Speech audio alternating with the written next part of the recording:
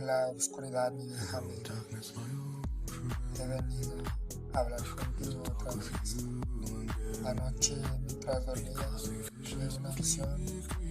La inspiración se manifestó y dejó sus semillas, mismas que se encendieron como fuego ardiente, tan fuerte que rompió el sonido del silencio. En mis sueños caminaba solo por peligrosos caminos. Me vi sentado bajo la lámpara de una sala.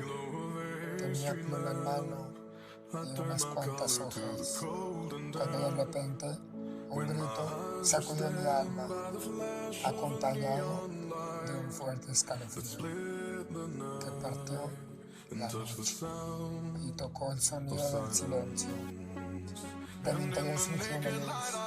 Había muchas personas, quizá eran 1000, hombres hablando con el lenguaje de su corazón, hombres estando a mi lado, oían sin escuchar, otros escribiendo incansablemente, las voces que hicieron eco, pero nadie, absolutamente nadie, rompía el sonido del silencio. Enojado, me levanté y grité: tontos, ¿acaso no lo sabes? El silencio crece como un cáncer.